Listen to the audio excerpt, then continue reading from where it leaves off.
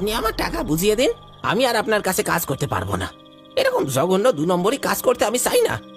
দেখ দয়াল, এখনো বলছি কাজটা তুই ভালো করছিস না, এর পরিণাম কিন্তু খারাপ হবে। পরিণাম যাই হোক, আপনাদের সাথে এই জঘন্য কাজ আমি আর করতে পারবো না। আরে দয়াল, মাথা খারাপ করছিস কেন? ভালো করে ভেবে দেখ, এতদিন তো সৎ পথে কাজ করলো, কিন্তু কি পেলাম আমরা?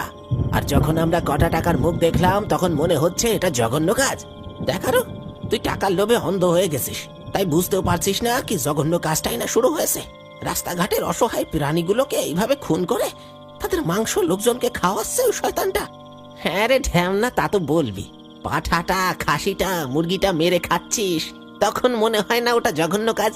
আর রাস্তার কুকুর বিড়ালগুলো মেরে খেলেই মনে হচ্ছে ওটা জঘন্য কাজ। তোরা যা পারিস কর,